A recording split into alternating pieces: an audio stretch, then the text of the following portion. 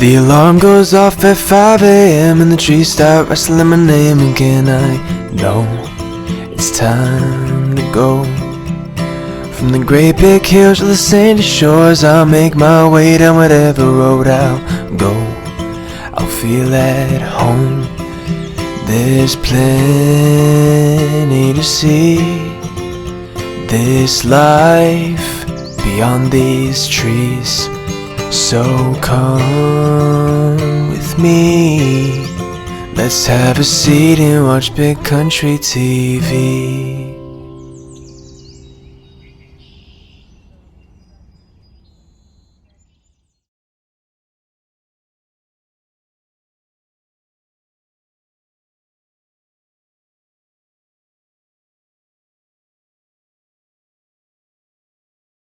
We're going to take and set the bird up so Coda can point it in this.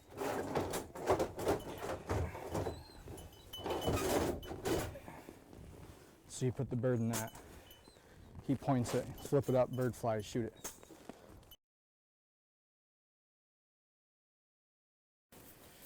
They can kind of be a pain in the butt sometimes. Yeah. Try to get out of them, but Keep some snow on. Just for the most part, you cover them up pretty good. They stay right there. She won't move. Yeah. So we basically bring him downwind. He points. yo, flush the dog. New owner will flip it up. He'll shoot it. How far away do you perfect. expect that dog to point? Where do you want to see it lock up in here? We'll probably bring him downwind right here. He'll have the scent of it back there. So I want him locking up about right here. I'll probably roll him right here. he'll get the scent lock up. He's got the scent, he's got the retrieve, he's got everything, but holding the points is where he's needs the help yet. So. Okay. So are you gonna go get it, or are you just gonna tell him to let him out? No, we're gonna go get him. We'll get our guns and stuff, and we'll go from there. He's ready to hunt, that's for sure. She smells that bird that just ran, or he smells that bird that just ran through here. So they're catching wind this far away of that bird. Probably. Hold up.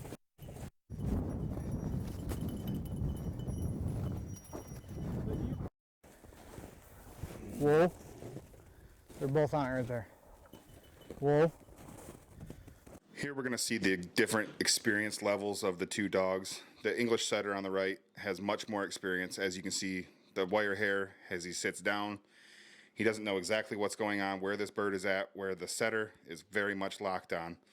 Here in a second, you're going to see the setter get very birdie. What that means is he's going to get really low. He's going to squat down, and that's bred into them in England. They were hunted over with cast nets, so the dogs needed to be very low to the ground.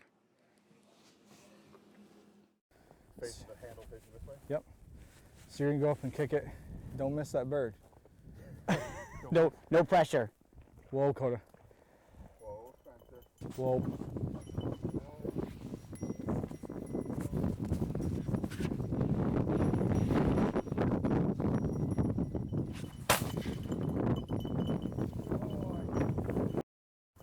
Get that bird. Get that bird here. Get that bird here. Good boy, here. That's Coda, get it. more than he's ever done before with picking him up. Go, Coda. get that bird. Your dog? Coda, get it. Good boy. Here, Oh, Coda. there you go. Coat him out. He got it right. Good boy, Coda. Because there's a difference, correct? In that you don't want him to bite it. You want a soft mouth, Right. correct? If they don't have a high prey drive, I'll let them bite it. Good boy. Good boy. Good boy, Spencer. So we'll leave that lead on him for now and let him run around. He should hopefully still point like that. So all of our birds are this side of this right here. Okay. Yep. So we'll work this way and right back around. Why do you keep the bells on them when they're this close? Just Know where they're at. gotcha. Yeah. Taller He goes grasses. in that stuff right there. Gotcha. Rule of thumb is you don't hear a bell, he's on point. Gotcha. I don't have Whoa, Coda. Shot.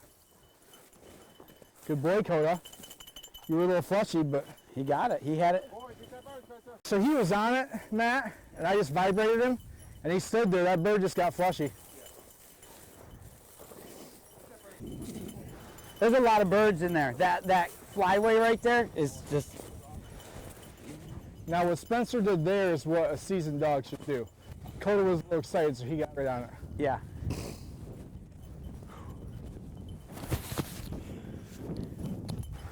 Good boy. Come on.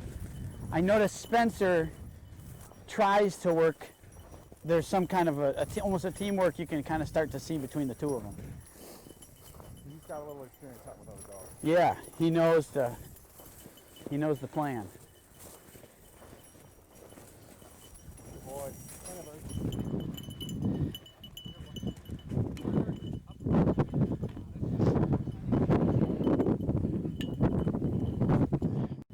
She's like back in when I wanted her. Never really got a long drive. Yeah. Well, not in a bad way, but 100 acres. So, we just finished up a day of hunting here at Haymarsh with Second Chance Bird Dogs.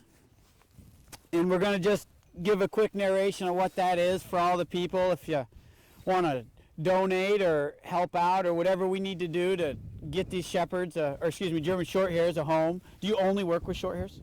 No, the last 2 dogs I did were wire hair pointers. Any pointing dog, any hunting dog, I can give a home. If somebody had a lab that needed a home, we can give them a home. But most of the dogs I get are the psycho German Shorthairs. They're just hyper dogs that people can't take care of. They're tearing their house apart. They don't have the time to give it to them, and they want them to go to a good home that gets hunted. You know. So when you take those dogs in, do you have a set plan for every dog? You take it step by step, or is it? Every dog I get home, see what they know. The majority of the time the owner tells me a lot. You know, there are some dogs I've rescued that I know nothing about, but get home, a lot of them have never hunted before, so you know, you get the retrieving training, the e-collar training, you do all that first, you step that into hunting eventually. You know, getting them on birds, pointing them, the exposure is the key, get them hunting, and usually, you know, within 30 days you can have a fairly decent hunting dog. Gotcha. So you've had people throw dogs in your truck all the way to somebody living in an apartment who realizes that thing is crazy, Right. and not the dog to be living in the middle of the city. Right, dogs like Nitro need to run, they need to get their exercise. Gotcha. They have to have room to move and work that energy out. If they can't do that, yeah, they're bottled up inside and they just get all hyper. Okay. So that's what Second Chance Bird Dogs does. Takes them dogs and gives them a job. That's what people say, you need to give the dog a job. Yep. And then you screen your people appropriately. I mean, Correct, you're not yeah. just dumping it off on the No. first guy with $50 in his Yeah, I pocket. mean, the dog that just got rehomed, Coda, I think I probably, no joke, had probably 65 people message me about him. And you know, you go through, first thing I do is go through their Facebook profile, look at that, see what that's about, see what they do with their living, stuff like that. I have to make sure they have the time for the dog. The dog's not just gonna sit in a crate all the time, that type of thing. Okay. Well, good deal. And you can visit Second Chance Bird Dogs on Facebook. Check them out. We're going to get a website together for them soon, and we'll get it set up for donations and all that good stuff to help out, because it does go to a good cause. I mean, everybody loves a good dog, but not every dog has a good home. Right. So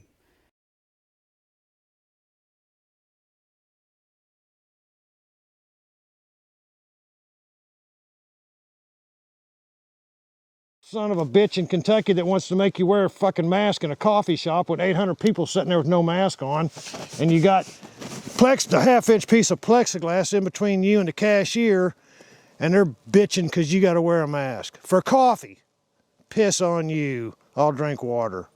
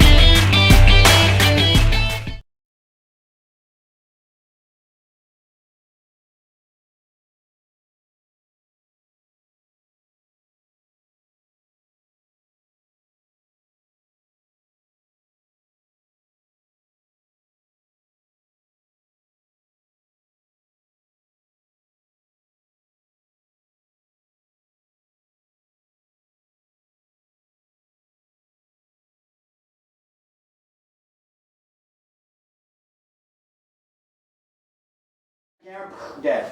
I'd say, see you boys in 3 days. Just making random talk. Just doing what she's doing. Yep, try and make it. Make it, and then they would put it all back, and the end would be the kill. They'd get themselves crawling through the woods. And I'm like I want to go follow the old man to catch that otter. That would be fun. Scotty he's a character. But don't even, you buy the whole carcass, Yep. or you buy skinned, Yep. and then from there you take it to a process in which that you then resell it to the garment industry or to, Yep. where does it go from you? I have private buyers that come in, and that's where it'll go from.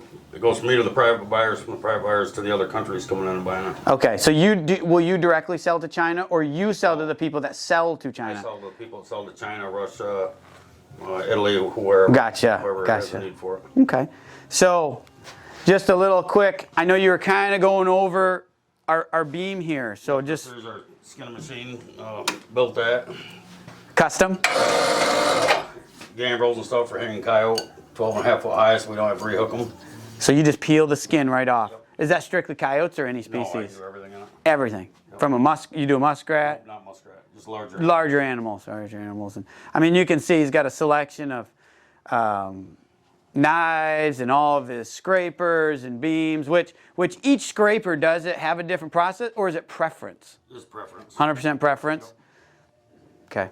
Yep, that table right there, that's what we start everything on. Start the skinning process, then it goes to here. After we get it skinned, we'll bring it over, put it, depending on the critter, which flushing beam. Get it flushed, keep sawdust in there, keep the grease off the beams, and You just wipe the beam? yep.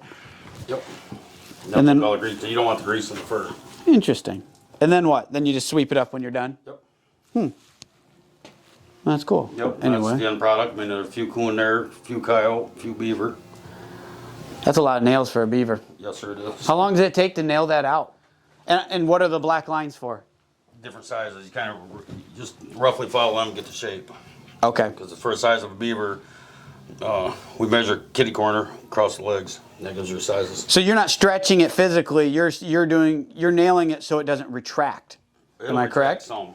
Even with the nails? Most of them nails are loose. These right here, the boys put on a little tighter than what they should have, but should be able to wiggle them.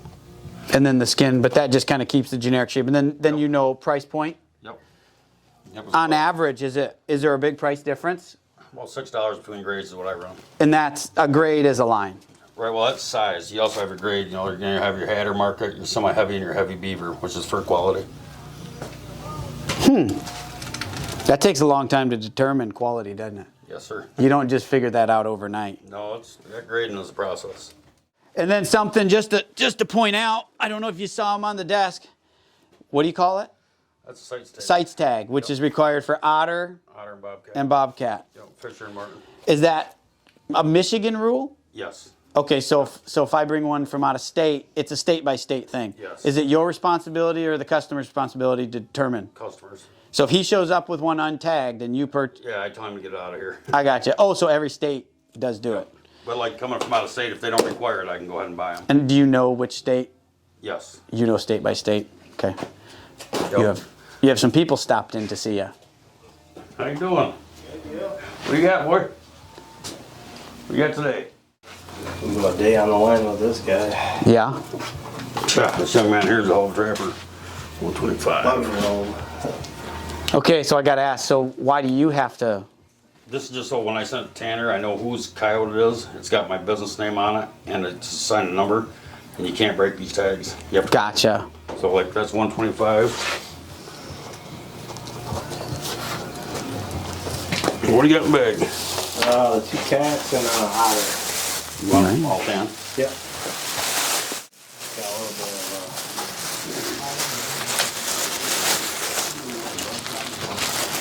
of Were they carnivore? How'd you get them?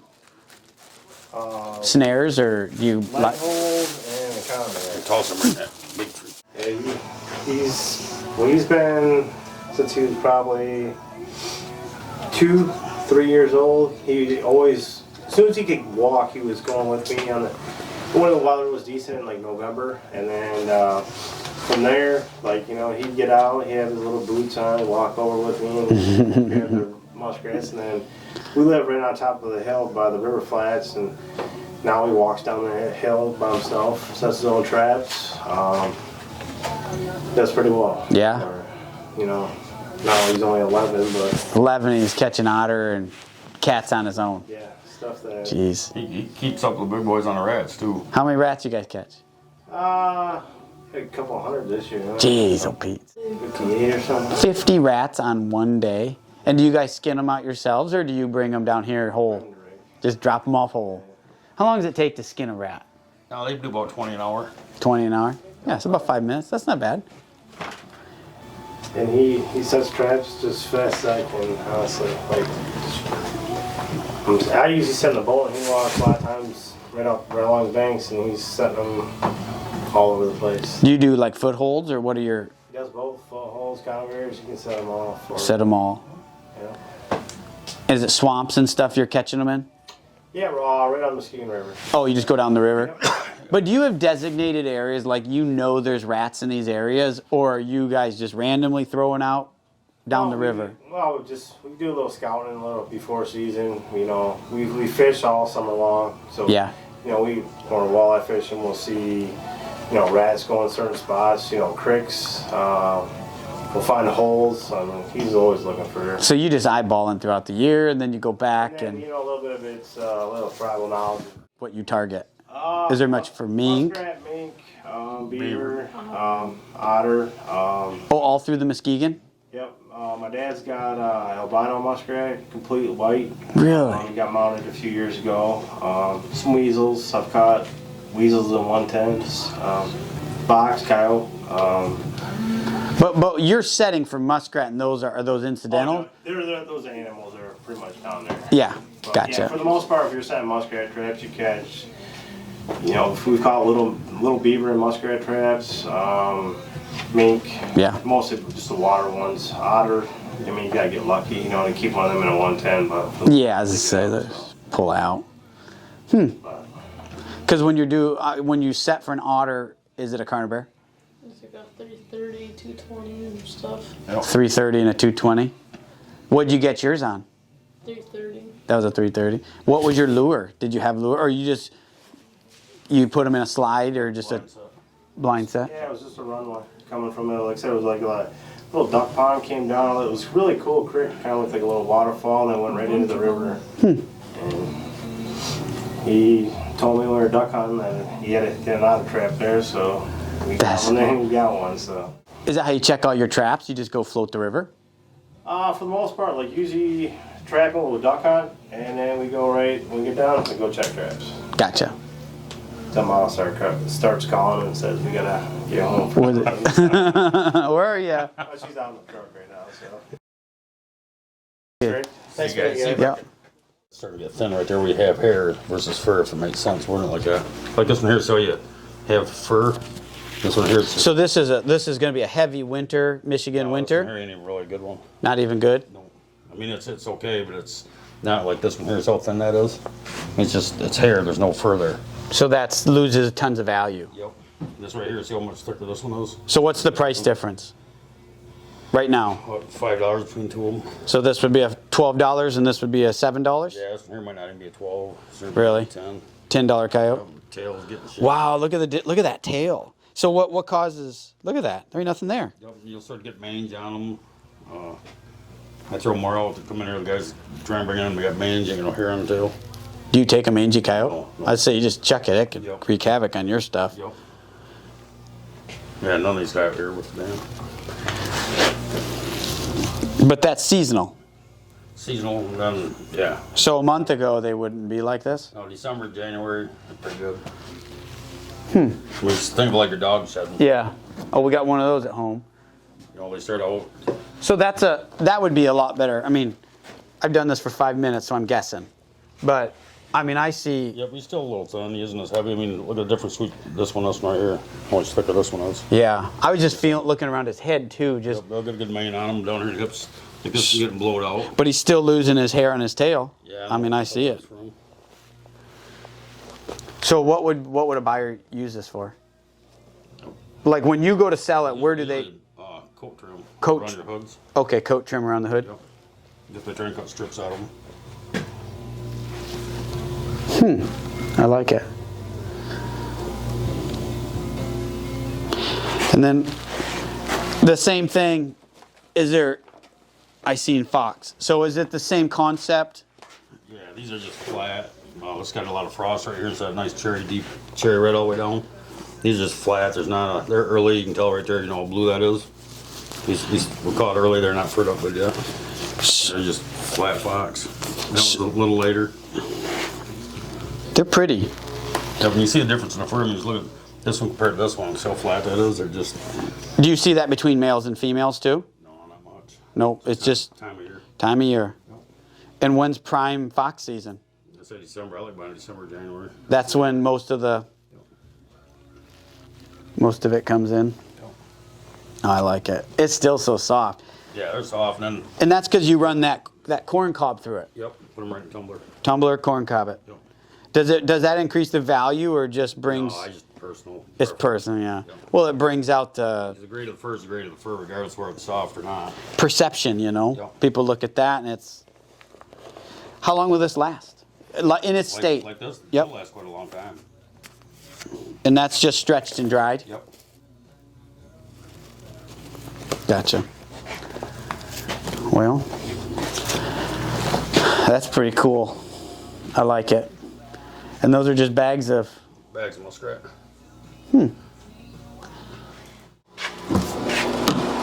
Yep, this is the walk-in freezer. Beginning of the year, it will be full of fur. So what's with the coyotes? The guy wants some. Oh, customer wants them back? Yeah. For whatever reason. Maybe keeps the skulls and stuff? Yep. Is that beaver? Yep. I think, like for you, when does it stop? May. What will you be doing till I'll May? still be getting beaver, and beaver start coming in heavy, and we'll still be putting fur out. Oh, you can trap beaver till May in Michigan. Well, April, but a lot of guys are waiting to, they're putting her up their own fur Oh, and bringing it to me that way. gotcha. So we're waiting till our freezer's full, and then they bring me a load. Till May. Yep. And then what? You get a couple months to clean up and get finished up, and then November's back? Yep, and I'm still grading fur out, just what I'm still processing in there. So what will you do all summer? Process? No, No. I'll have a couple months break in there. Oh, okay. So just nothing going on. Clean up, get ready, and then prepare for the next year. Yep. Gotcha.